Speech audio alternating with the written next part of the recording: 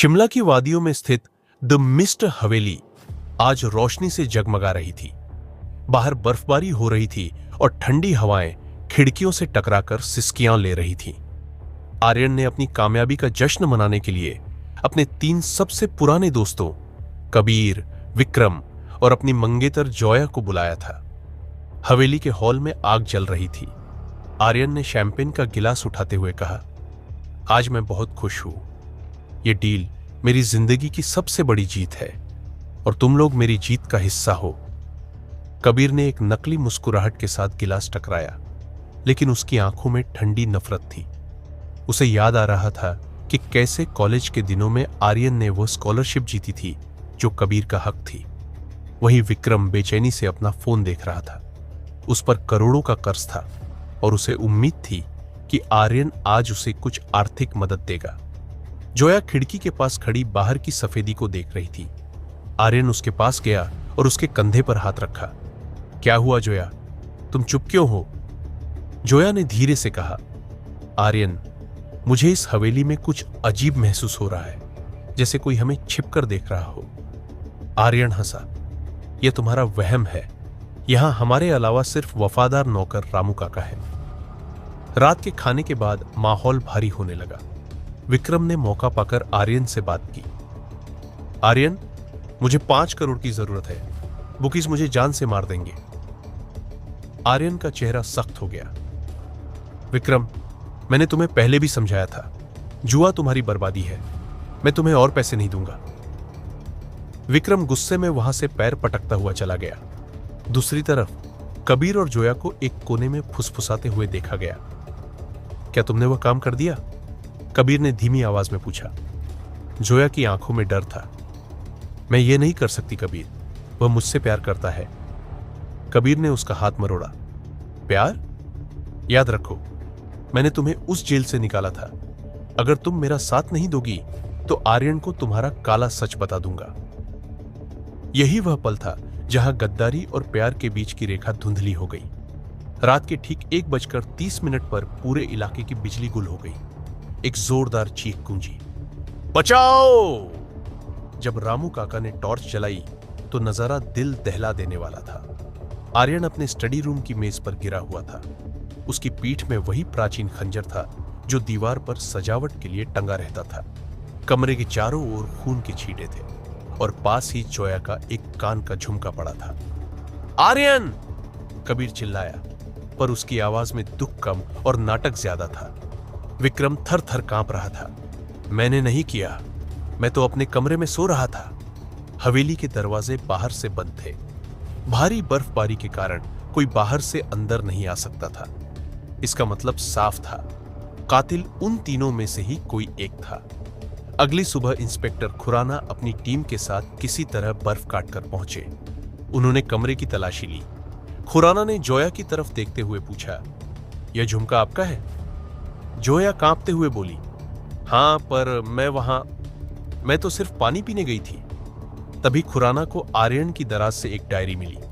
Diary के आखिरी पन्ने पर लिखा था, आज मुझे पता चला कि मेरा सबसे करीबी दोस्त मुझे झर दे रहा है। अगर मुझे कुछ हुआ तो वसीयत में। वहां से आगे का पन्ना फटा हुआ था। सस्पेंस गहरा गया। क्या वह दोस्त कबीर था? क्या विक्रम ने पैसे के लिए खून किया, या जोया का अतीत इस हत्या की वजह था? इंस्पेक्टर खुराना ने हवेली के ड्राइंग रूम में जलती हुई आग के पास बैठकर सिगार सुलगाई। उन्होंने कबीर, जोया और विक्रम को अपने सामने बिठाया। खुराना की पारखी नजरें हर किसी के चेहरे के हाव भाव पर रही थीं। इस कत्ल की जड्ढे आज में नहीं बल्कि सालों पुरानी है। खुराना ने धुआं छोड़ते हुए कहा, कौन बताएगा मुझे कि आप लोग मिले कैसे? कबीर ने लंबी सांस ली और यादों के गलियारे में पीछे मुद्दा कर देखा। कहानी 15 साल पीछे चली गई। शिमला का ही वह कॉलेज था। आर्यन एक गरीब लेकिन मेधावी छात्र था जो स्कॉलरशिप पर प्यार रच रहा था। कबीर एक रईस खानदान का बिगड़ा हुआ लड्डाचका था।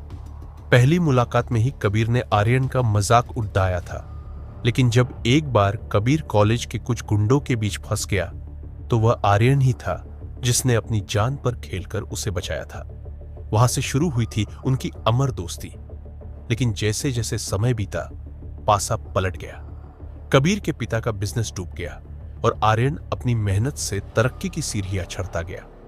कबीर, जो कभी आर्यन का मसीहा बनना चाहता था, अब उसकी दया पर पलने वाला मैनेजर बनकर रह गया था। कबीर के मन में एक जहरीला विचार बैठ गया था, जो कुछ आर्यन का है वह असल में मेरा होना चाहिए था। 3 साल पहले आर्यन की मुलाकात जोया से एक आर्ट गैलरी में हुई थी। जोया की खूबसूरती और उसकी रहस्यमयी खामोशी ने आर्यन का दिल जीत लिया, लेकिन खुराना को जांच के दौरान कुछ और ही पता चला। खुराना ने एक फाइल मेज पर पटकी। जोया जी, आपका असली नाम जोया नहीं बल्कि अनाया है ना? और आप उस अनाथालय से जुड़ी थी जिसे कबीर के पिता ने फंड किया था। कमरे में सन्नाटा छा गया। जोया के चेहरे का रंग उडरीच गया। असल में कबीर ने ही जोया को आर्यन की जिंदगी में एक हनी ट्रैप की तरह भेजा था। कबीर चाहता था कि जोया आर्यन को अपनी उंगलियों पर नचाए और उसके बिजनेस के सारे राज कबीर को दे दे। लेकिन यहां प्यार का ट्विस्ट आया। जोया को सच में आर्यन की सादगी और उसकी अच्छाई से प्यार हो गया। उसने कबीर के लिए जासूसी करना बंद कर दिया था। यही वजह थी ना? खुराना ने कबीर की तरफ देखकर कहा कि तुम जोया को ब्लैकमेल कर रहे थे। कल रात तुम दोनों को छत पर बहस करते देखा गया था। अब बारी विक्रम की थी।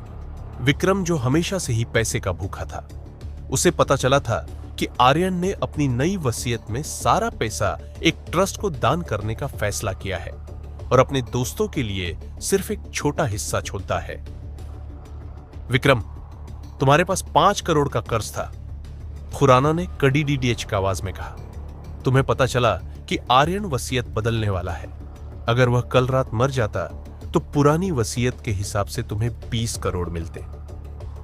विक्रम हड्डबद्धा गया। सर, मैंने उसे नहीं मारा। हां, मैं वसीयत के कागज चुराने उसके कमरे में गया था, लेकिन जब मैं पहुंचा आर्यन पहले से ही मरा हुआ था। वहां कोई और भी था जो खिद्दकी से कूदकर भागा। जैसे ही विक्रम ने यह बात कही, हवेली की रसोई से एक जोरदार धमाके की आवाज आई। सब लोग रसोई की तरफ भागे। वहां रामू काका, जो हवेली के पुराने नौकर थे, जमीन पर तड़प रहे थे। उनके मुंह से झाग निकल रहा था। उनके पास ही चाय का एक कप पड़ रहा था। जहर, खुराना चिल्लाए। रामू काका कुछ जानते थे। उन्होंने कातिल को देख लिया था, इसलिए उन्हें रास्ते से हटा दिया गया। मरने से पहले रामू काका ने थरथराते हाथों से दीवार पर अपनी उंगली से खून से एक अक्षर लिखा, का। रामू काका की लाश के पास खड़े इंस्पेक्टर खुराना की आंखें सुलग रही थी। कबीर का चेहरा सफेद पड़ गया था। का मतलब? कबीर, विक्रम चिल्लाया। इंस्पेक्टर साहब, मैंने कहा था ना, कबीर ही वह गद्दार है। इसने आर्यन को मारा और अब रामू काका को भी ठिकाने लगा दिया। कबीर ने अपना सिर पकड़ा और सोफे पर गिर पड़ा। नहीं, यह झूठ है। मैंने आर्यन को नहीं मारा। हां, मैं उससे जलता था। मैं उसे बर्बाद करना चाहता था, लेकिन खून नहीं, मुझ में इतनी हिम्मत नहीं है। खुराना ने कबीर के पास जाकर उसके कोट की तलाशी ली। कबीर की अंदरूनी जेब से एक मुड़ी हुई वसीयत निकली। यह वही पन्ना था जो आर्यन की डायरी से गायब था। पन्ने पर लिखा था, मैं अपनी सारी संपत्ति कबीर के नाम करता हूं, बशर्ते वह जोया से शादी करे और जुए की लत छोड़ दे। लेकिन अगर कबीर ने गद्दारी की तो सब कुछ ट्रस्ट को चला जाएगा। तो कबीर, खुराना ने कड़क कर पूछा, तुम्हें पता था कि आर्यन तुम्हें सब कुछ देने वाला था, फिर तुमने उसे क्यों मारा? मैंने नहीं मारा, कबीर चीखा। मुझे तो यह पन्ना आज सुबह अपने कमरे के दरवाजे के नीचे मिला। कोई मुझे फंसा रहा है। अचानक जोया जोर जोर से हंसने लगी। उसकी हंसी में एक अजीब सा पागलपन था। उसने अपनी जेब से एक छोटा सा रिमोट निकाला। आप सब कितने बेवकूफ हैं, जोया ने कहा। उसकी आवाज अब कोमल नहीं बल्कि पत्थर जैसी सख्त थी। कबीर, तुम अपनी जलन में अंधे थे। विक्रम, तुम अपने कर्ज में। और आर्यन, वह अपने प्यार में अंधा था। खुराना ने अपनी रिवॉल्वर निकाली। रिमोट नीचे रखो जोया। नहीं इंस्पेक्टर, जोया ने ठंडे लहजे में कहा। इस हवेली के नीचे गैस पाइपलाइन में मैंने विस्फोटक लगा दिए है। एक बटन और हम सब आर्यन के पास होंगे। जोया ने खुलासा किया कि वह कोई अनाथ नहीं थी। वह उस आदमी की बेटी थी जिसे सालों पहले आर्यन के पिता ने एक बिजनेस डील में बर्बाद कर दिया था, जिसके बाद उसके पिता ने आत्महत्या कर ली थी। वह इस हवेली में सिर्फ आर्यन से प्यार करने नहीं, बल्कि पूरे साम्राज्य को तबाह करने आई थी। मैंने कबीर को उकसाया, विक्रम को लालच दिया और रामू काका को झर दिया, क्योंकि उन्होंने मुझे आर्यन के कमरे से निकलते देख लिया था, जोया ने गर्व से कहा। तभी अंधेरे गलियारे से एक भारी कदमों की आवाज आई। सब चौंक गए। टॉर्च की रोशनी उस चेहरे पर पड़ी जिसे सब मरा हुआ मान चुके थे। आर्यन।